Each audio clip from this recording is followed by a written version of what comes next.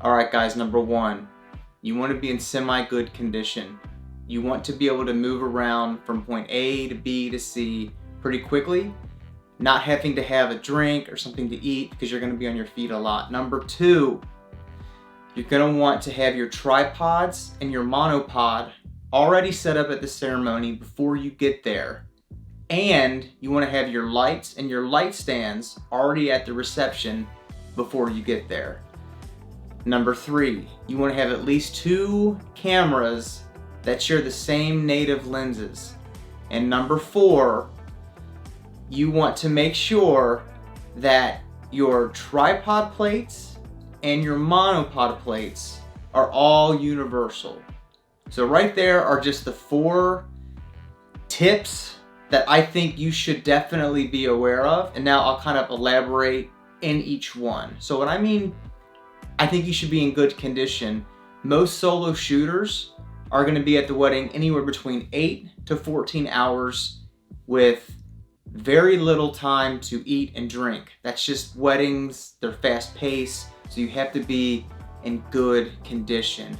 Now I'm not saying you need to be able to run like a 4-minute mile or squat 1,000 pounds, but you need to be semi-fit, semi-healthy, where you can move around all day and not really take a beating or be gassed out.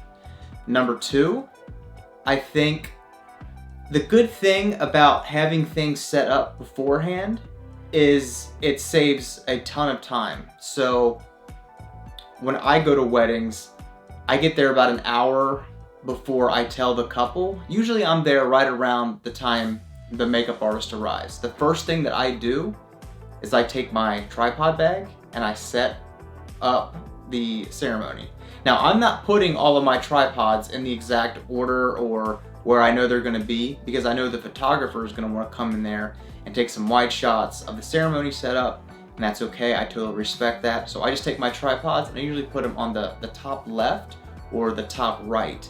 That way, after preps, I can go right to the ceremony and I've already got my tripods and I'm ahead of the game. So you want to always try to stay ahead of the timeline. Same thing with the reception. As soon as I get my tripods at the ceremony, then I take my 3 light stands and my 3 lights and I set them up. Because after the ceremony, now I'm not lugging around an extra bag of lights and having to go set all that up. I go to the reception, and a lot of times they're like, do you have an assistant? And I say no, and they say, oh, well, your lights are already here.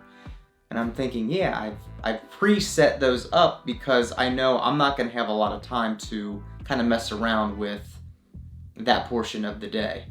And then number 3, when I mentor or coach solo filmmakers or small teams, I cannot believe how much time is spent when one guy's got a Canon body, one guy's got a Sony body, and then they have the lenses that the other one needs, or it could be in a bag, and so they're kind of fumbling around trying to find a 70-200 for the Canon, but the guy that wants it has the Sony, and it just becomes like chaos. No one can find the lens, no one can find the body, or they have it but they're on opposite sides, and it just becomes a headache. And I'm shocked of how often I see that.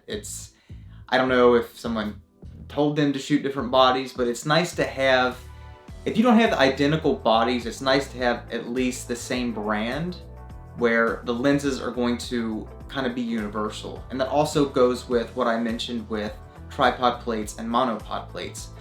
Now, me personally, all of my plates are Manfrotto for tripod and monopod, so I can easily swap any camera on any monopod or tripod. So what I actually do is when I set my tripods up, I have 3 70-200s on every tripod, because I don't use 70-200s for preps at all.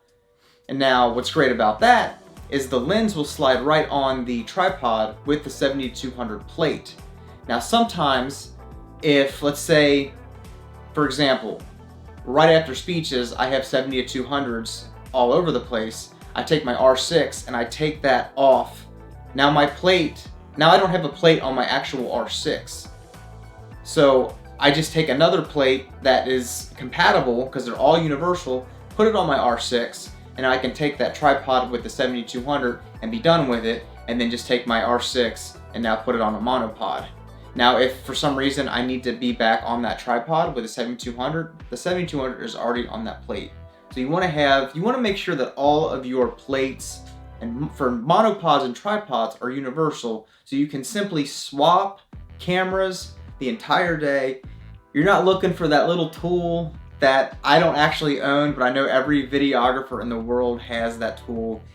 It's like a little thing with like like a screwdriver, and then like a, I don't know, straight one that you can do the plates, which is very funny. We joke about, because Brett Hatfield, I don't own that at all. I never have. I think it's easier just to carry a quarter or a nickel in your pocket, where if you are in a crunch and you can't find that tool to take off your monopod or tripod plate, you can just reach in the old pocket, grab that quarter, and swap it out. So hopefully those are 4 tips that you guys can take with you. Like and subscribe to the channel. I'm going to be uploading a ton of content. I've got everything figured out now. I do mentor. I love to help solo wedding filmmakers, because I've been helped out through my career, and I feel like now I'm at a level, especially being a solo shooter, where I can pretty much go anywhere and dominate the wedding. It's just a passion of mine. I'm very comfortable in what I'm doing. Weddings are the best. I love them. I love them. And so I want to take the newbies that are passionate, but they don't really know where to go, that you don't have to have a giant crew. You don't have to have any of that. You can just simply be hungry for the business, know a couple of key things, and you can go to any single room with your eyes, dissect it, what lens you would use, how to compose it in the right lighting. I know that this lighting right here isn't really ideal. The internet's down here, and I just figured, you know what, I could start making some of these classes. But check out my work. This is just a fun, crazy blue light in the back, and 5600 with 5600, and then I got the R6 and 10-bit 4K log with a big screen. So there it is, guys. Those are my tips. Let me know what you think in the comments. If you guys have any tips I didn't mention, or even that I might actually be able to benefit from, let me know. I think if we all put our heads together, we can finally dominate the industry and take out the wedding photographers.